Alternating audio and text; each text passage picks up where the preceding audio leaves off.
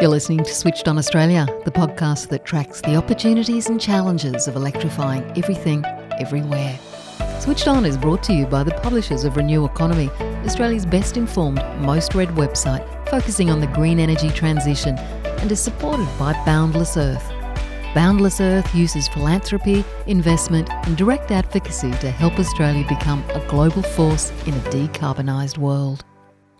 Hello and welcome back to Switched On Australia, the podcast where we dive into the people, the policies and projects shaping our clean energy future. I'm Anne Delaney. Thanks for joining me. One of the biggest challenges in Australia's energy transition is that our electricity system was built for another era. It's a centralised model where generators produce power, networks deliver it and retailers sell it. Each part of the system is tightly regulated with strict rules that keep companies in their own swim lanes. That setup was designed to prevent monopolies and protect stability, but it never imagined a world of rooftop solar, home batteries, community storage, or EVs charging on our streets. Now, integrating these decentralised energy resources is proving complicated. And it's why we need bold new ideas to make the grid more flexible, affordable and fair as we decarbonise. One bold idea is being put forward by Ausgrid. This is Australia's largest electricity distributor, which supplies 1.8 million customers and more than 4 million people across Sydney, the Central Coast and the Hunter in New South Wales. Ausgrid wants to trial a model that uses empty commercial rooftops for solar, pairs them with community batteries and shares that power with 32,000 nearby households. And that includes renters, apartment dwellers and families who just can't afford solar themselves. Ausgrid says this could lower bills, ease pressure on the grid and make the system fairer. But critics warn that letting a regulated monopoly move into generation and storage risks stifling competition and giving networks too much control. So how do we balance innovation with competition and fairness as the grid evolves? To explore those questions and this bold proposal, I'm joined today by Ausgrid's CEO, Marc England. And I started my discussion with Marc by getting him to give me a broad overview of what the Ausgrid pilot will do. Yeah, look, this is a pilot which is trying to test three hypotheses. The three are that we can reduce the delivered cost of electricity for customers in the areas we're piloting. The second is that we can increase equity in this energy transition by giving everyone a benefit. And the third is that we can accelerate decarbonising. So the pilot will run over a few years, and we hope we'll get evidence of that and the ability to prove or not those three hypotheses as we go. And we're sharing that publicly as we go too. So tin tax, what is it? Effectively, we're taking two suburbs within our network, and we're looking at the area underneath the zone substation. So a zone substation is sort of the 11 kilovolt size for a network Ausgrid size. We have about 180 zone substations. So this is looking at actually three of them in two suburbs. In that, we're going to run an auction for solar on rooftops. So one of the problems we're trying to solve here is that there isn't enough coverage going into warehouses. We have studies and data that suggests that if we could cover those warehouse roofs with solar, we could reduce the cost of electricity for those living close to those solar installs. We could share it more equitably across the community, and we can encourage decarbonising, as I pointed out, the third hypothesis. So we'll be running a reverse auction, so the competitive market can participate in that. Ausgrid doesn't want to install solar. But Ausgrid will offer a feed-in tariff for that solar. So that's the first difference to the way the market works today. We'll take the lowest cost we get from that reverse auction process, and we'll encourage that solar to be installed as quickly as possible. We'll then be installing batteries in both those suburbs of varying sizes, sometimes on-premise at a warehouse, sometimes in the network, in order to ensure that all the surplus solar that comes off those rooftops gets fed into the network and is held in that network and isn't pushed back upstream into the high voltage network and is then redistributed to customers when it's most needed in the evenings. And the benefit of that, which will come from a mixture of a better utilization of the network, more efficient use of investments across the network over time, and also some wholesale market benefit. The benefit of all that will go back to every customer in that area. And that's a really important point here, because although a third of homes roughly in Australia have solar on their roof, 2/3 don't. And so, whether you're a homeowner, whether you're a renter, whether you live in an apartment block, doesn't really matter. You'll benefit if you're in that area from the value pool that is created from that pilot. And so who are the lucky people who are going to benefit? Well, they're a range. We picked the two suburbs deliberately because they're different profiles. Charmhaven on the Central Coast is much more residential than the other suburb, which is down at Botany, which has got a mixture of residential, social housing. It's got a high proportion of renters and also a lot of warehouses. Now, you said that you're actually not going to be building the solar, that it's going to be a reverse auction. Who do you anticipate is going to build the solar? Solar installers. One of the great things Australia's developed over the last 10 or 15 years is a huge solar installer base. There are lots of businesses that do that, so this will create jobs for them, and we've already had lots of interest on that, so we hope they will play a part. And unlocking this is really trying to unlock the misaligned incentives for a warehouse owner versus a tenant. So you might be a warehouse owner, you might have enough roof space for a megawatt of solar. The tenant who pays the electricity bill might need no more than 50 kilowatts. Sometimes you actually see warehouse roofs with just one strip of solar on it and the rest untouched. And so the warehouse owner in this case will be approached by solar installers and told that if they're willing to have a megawatt of solar on their roof, the solar installer will install it. There will be different models. The competitive market will decide. Some of it might be installers who want to own the asset. Some might say they just want to build the asset. And then ultimately, the parties will bid into this process. They'll ask for a feed-in tariff from us, and we'll pick the lowest cost options possible. And what sort of feed-in tariffs are you talking about? You said that they'll be generous, but how generous, Mark? Well, we have a model. We have an estimate, and that will be tested through this. We're not going to disclose that because obviously it's a reverse auction. We don't want to tell everyone what the price point is, but it'll be above the feed-in tariff. It has to be above the feed-in tariff that most surplus solar is getting from the wholesale market or from their retailer today in order to incentivize this. So, I mean, in some ways, this is benefiting two kind of recipients, so to speak. You've got your commercial buildings where the solar will go on, and then you've got the potential, the renters, the apartment dwellers, the people who maybe can't afford solar. So it's sort of targeting two sets of demographics, isn't it?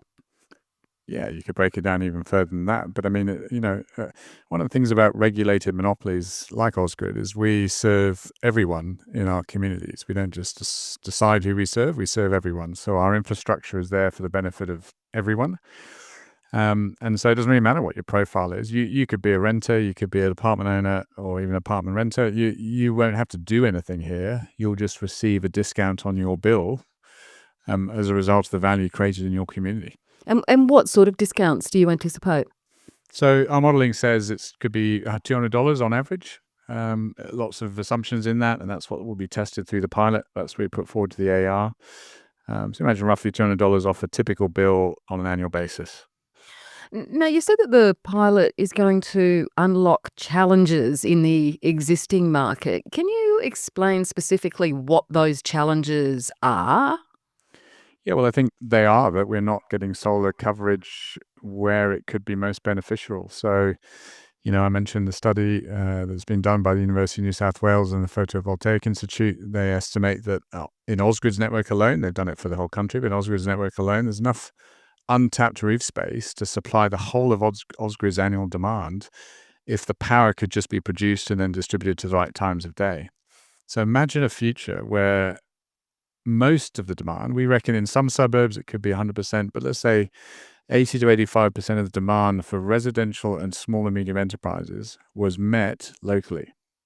That's the sort of future we're testing here, which would significantly de-risk the amount of high voltage transmission that needs to be built. It would de-risk the amount of large scale wind farms that need to be built in this energy transition, and de-risk the energy transition as a whole while also reducing the cost for consumers. So there's a number of different dynamics to this, but for us, that's at the core of it. So, if it's actually going to lessen the chances of having to build more infrastructure, does that mean that consumers will get a reduction also in their network tariffs? Yes. So, one of the Their daily tariffs, I should say, as opposed to the usage tariffs. things we are incentivized as a network, both in terms of morally as well as sometimes financially, we've got to increase the utilization of our network, and the regulator demands that of us. So utilization is a measure of what percentage of the time is the maximum capacity used. And one of the things solar has done is reduce that over time, because you've hollowed out the middle of the day, so we've got less electrons flowing through the network. Ausgrid's cost per customer per year has fallen over the last 10 years. But if we look forward and we look at all the transmission that's going to be built, there's a real risk that the transmission costs that are passed to distributors that then get passed to retailers, then customers, are going to grow the network portion of the bill. So if we can increase the utilization and we can get more capacity, and we can talk about the electric vehicles, they're rolling that in a minute, but in the middle of the day, that's going to increase the amount of kilowatt hours that our costs are spread over. And if we can increase the kilowatt hours our costs are spread over, everyone's paying less per kilowatt hour, whether you're in that area using that technology or not. Because essentially our system is actually built to handle those peak demand periods, which are generally in the evening when we all need the electricity, isn't it? Absolutely. So the network is designed to meet the peak at the hottest, most consuming day of the year, which generally happens in January or February. We estimate in these zones, we're going to test the community power network, we could reduce the peak by 30% because of the storage that we'll put into it. If we can reduce the peak in those areas by 30%, guess what you can do? You could add more demand. You could add a data center. You could create demand or enable demand to transition to electricity that today is using other fuels, where if we don't do this, we're going to have to build more network. And so what we're trying to do is say, if we can flatten that peak in that local area, we can increase the demand in that local area, everyone will be paying less. One of the questions that this raises is that you're doing this as a pilot. The way you're pitching it to me now seems like it's a no-brainer, given we need to, to get more solar, we need to get more storage into the system. For those who don't fully understand all the constraints in the way our energy industry is structured and managed, why are you doing this as a pilot and not just starting to roll it out as part of normal business? Yeah, well, our industry and its current structures were designed about 30, 35 years ago in the early 90s. And it was actually, it originated in New Zealand, but Australia were one of the first to move to this liberalized market where you've got competition in the wholesale markets, you've got competition for retail, but you have these regulated monopolies for the infrastructure in between. The regulatory boundaries of that mean that Ausgrid today couldn't do this pilot if we just chose to do it. We have to get permission to do it. And the AER have a mechanism called the sandbox, which you can imagine the image of that. We get to go and play in the sandbox if they approve it. And that's why it's out for consultation at the moment. It's a 6-week consultation and lots of views will be shared. But if we're allowed to play in the sandbox, it allows us to break the current boundaries of what we're allowed to do in order to test those hypotheses I mentioned earlier. Our modeling tells us this is going to be a good outcome, but until you actually test it, you don't know. So it's important that we do test it. It's potentially quite groundbreaking, quite bold, but of something of this magnitude, I think it's important that as an industry we learn as we go and we don't rush forward. Well, what would you have to do to enable these sorts of projects just to become, a part of your normal distribution services? I presume it's going to take some regulatory changes. Yeah, there would have to be rule changes around what the role of a distributor is. And that would start with the AEMC, who make the rules, and the AER would play a role in that too. And the AEMC are part of the sandbox process with the AER here. So they'll be watching closely. They'll be wanting to learn as we learn. We'll be sharing information as much as it can be, and we're willing to do that, obviously. And they'll be making decisions over the next few years about what the right thing to do. But, we start with the point where we see in a distribution network the boundaries of the sector are stopping outcomes for customers being better, then we feel that Ausgrid has an obligation to raise them. And that's what we've done in this case. We've done it with community batteries, and we've done it with EV charging. And the community power network actually bundles some of all that together. And we're saying, we see something here, we've modeled it, our perspective in the sector allows us to see it where others might not, and we think it's worth testing. Is this a frustrating way to work, though?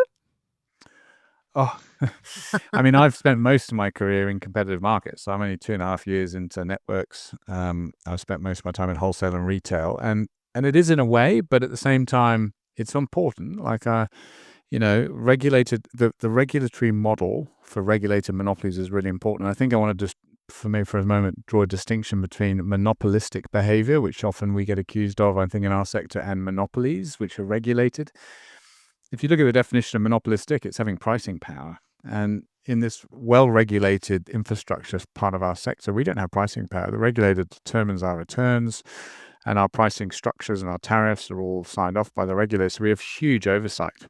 And that is important. And I don't want to make it sound like we don't think that is important. It's really important that regulated monopolies have good oversight from the regulator, that we have some boundaries we can't cross, and we stay, for the most part, within what people call our swim lanes. But at the same time, there's a lot of paradigms in this energy transition that I'd call their old paradigms being applied to new problems, and we need some new paradigms. We need to look at this differently. And we often call ourselves in this part of the sector the missing middle in the debate. There's a lot of discussion around transmission and large-scale wind farms and large-scale solar farms.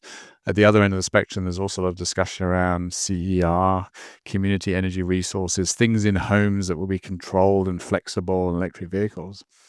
And across the 13 distributors in Australia, of which we're one, we see opportunities that are being missed. And so while we believe monopolies need to have boundaries, we also think there needs to be a good discussion about where monopolies end and where competition starts. And if I could give you a little an example, you might have heard us advocating for curbside charging a lot recently. We say in our network, if we rolled out 11,000 curbside chargers, we think there's a customer benefit to that. EV charging, 15 years ago, there was really no EV charging. And in that time frame, there hasn't really been a discussion around what is the role of a regulated infrastructure player in this EV charging rollout. And so we're calling it out because what we see is we could provide 11,000 EV chargers over the next 5 years at a very low cost because we can do it at scale. We can use existing infrastructure where possible. And then we can actually enhance competition, because if you imagine your local street with 2 or 3 different companies with their own EV chargers installed, charging a price that they determine is the right price to recover the cost of that infrastructure, that's a mini monopoly. That's monopolistic behavior. Whereas in our world, we're regulated. If we install the chargers, our vision is that everyone who plugs into them will be charged by their chosen retailer on their home bill. So you take away this mini monopolistic behavior that you might get otherwise with what is deemed to be a competitive market, but actually is behaving monopolistically.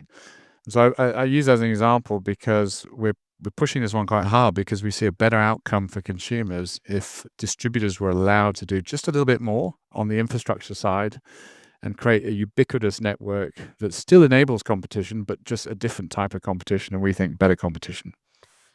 Yes, I mean, because a lot of critics argue that you're moving into generation and storage, which, as you called it, the swim lanes. You're not supposed to go outside of your swim lanes. That other parts of the industry are supposed to be doing the generating and the storage.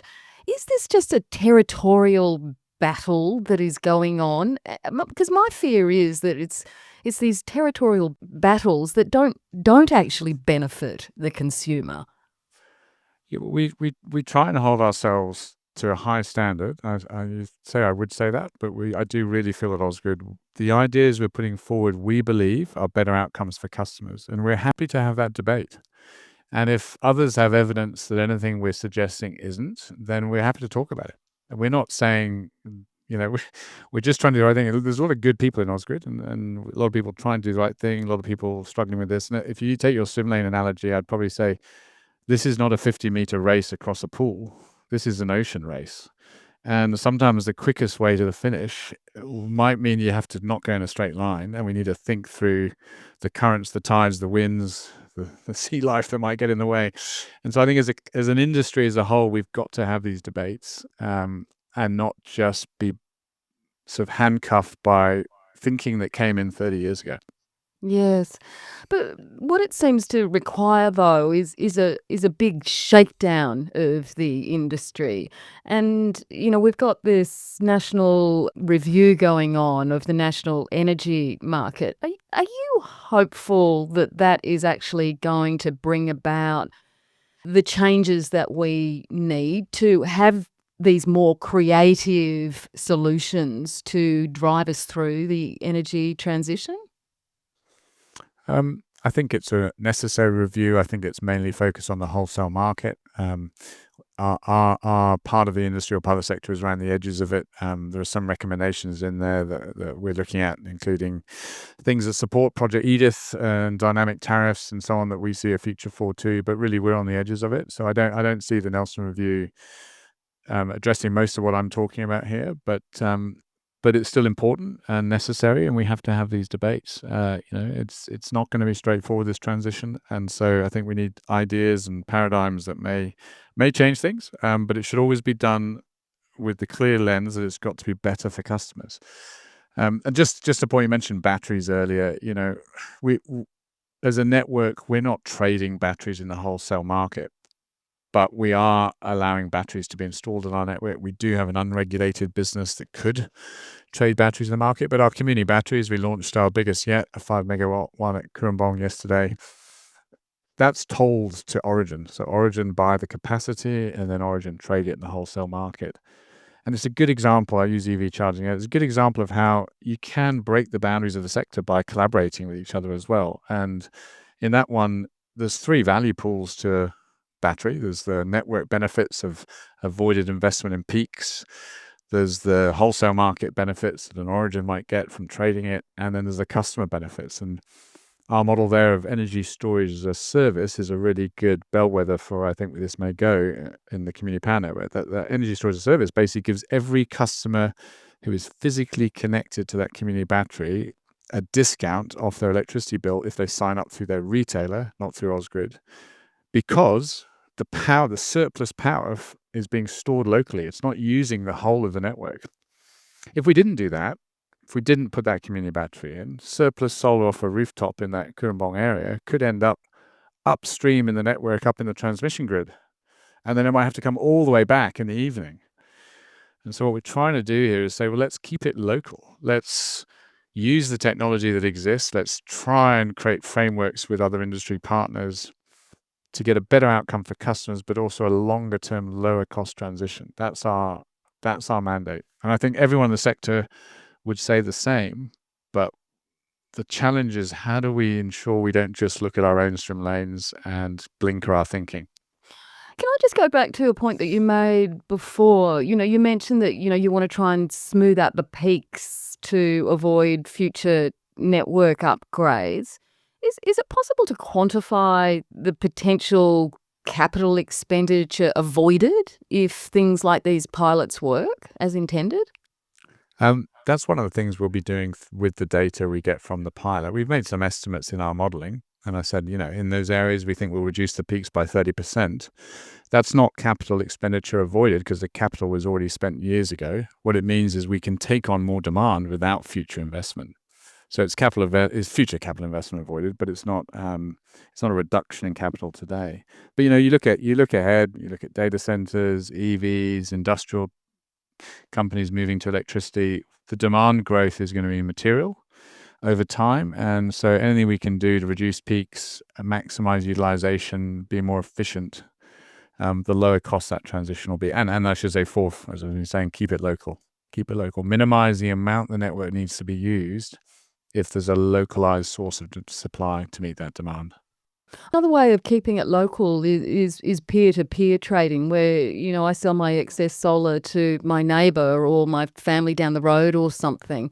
What needs to be done by Ausgrid to try and facilitate something like that?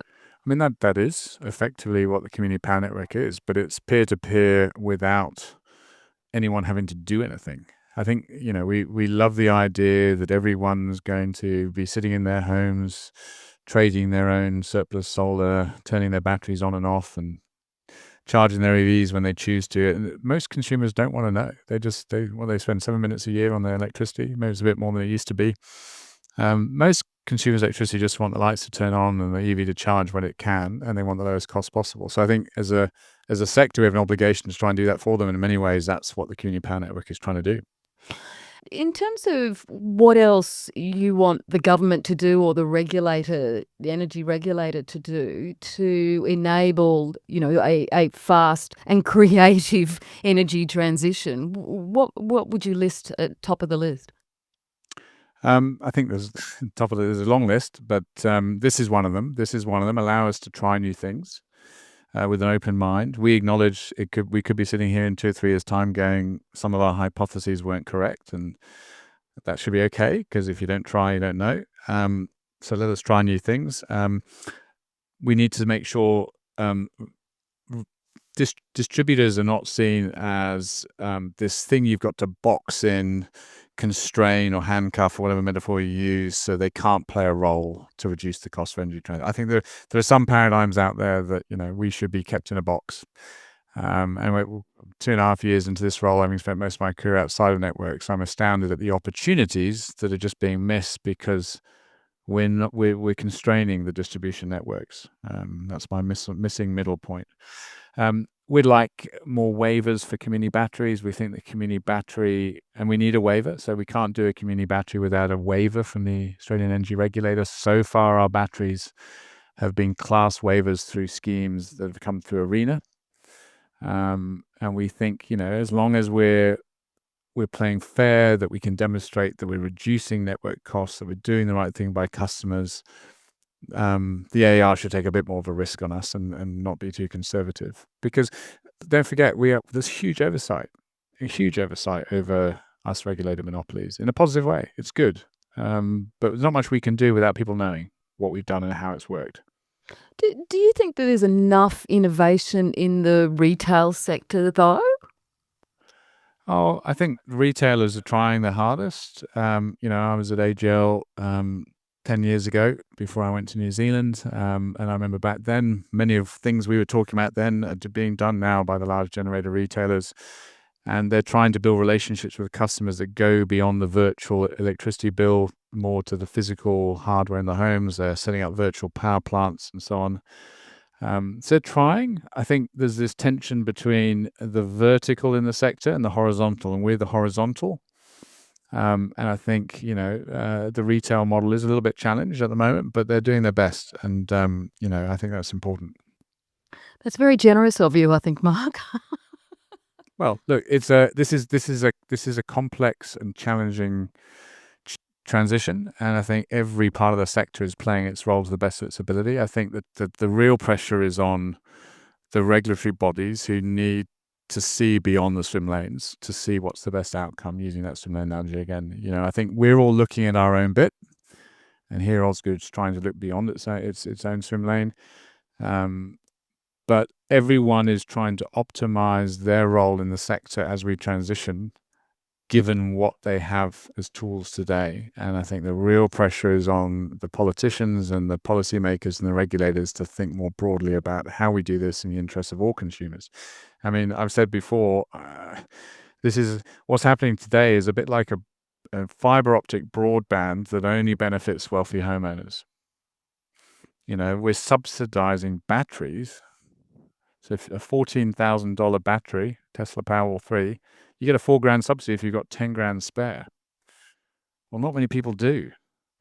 So the challenge with all this is, how do we make this transition equitable, where everyone gets a benefit? And to do that, I think the distribution networks are going to have to play a bigger role in order to create that equity. Otherwise, we're going to lose people. And I think that'll have political ramifications further down the line. So are you suggesting, though, that the cheaper home battery scheme, you would have liked to have seen that money directed elsewhere? I think we need to do a bit of everything, but I'd like a bit more acknowledgement that we could do, the cost of a 5 megawatt community battery that provides storage as a service to customers and saves them $200 off their bill is about half the cost to society of a home battery. So the cost per kilowatt hour is about half the cost of a home battery. yet it delivers the same outcome. Yet while we do need home batteries too, we need more batteries in the distribution network. Another way to think about a distribution network of the future is today we distribute electrons over distance. In a low cost transition, we need to be able to distribute electrons over distance and time. And all our modeling says that's going to get a much better, efficient outcome for consumers. So we need a bit of everything, but at the moment the emphasis is way too much on how do we get homeowners happy, sometimes winning votes, sometimes winning customers, sometimes retail customers. So you got alignment there, but that emphasis needs to shift a bit more. How do we get the whole system to be low cost? And what's the role of everyone in the different levels of the system in doing that? And, back to transmission, you're going to think I'm having a dig at everyone here, but, the stat, we're going to build 10,000 kilometers of transmission. What we should be saying is how much demand can we satisfy locally? And what's left over, we should build transmission and large wind farms for. And it's going to require everything. We can't do it all locally, but our modeling says, in Ausgrid's network, there are suburbs where you can have 80 to 85% of the residential and SME demand met locally. But there isn't a narrative or a debate in the industry at the moment working through how to do that. Just to push back though on the batteries, the home batteries, they're exploding. The installations are exploding, aren't they? I mean, we're currently installing, I think it's about 1,000 home batteries a day under this new scheme. In 2 weeks, that's a Tesla big battery. Isn't it just going to be faster doing it this way? Like I said, I think we need a bit of everything, but I mean, it's not going to carry on like that. I mean, there will be pent-up demand. And it's only for those that can afford to do that. And so there might be a subsidy for it, but you've got to have a few grand spare to do it. So there's lots of renters. About half our network are renters. Only about 40% own their own home.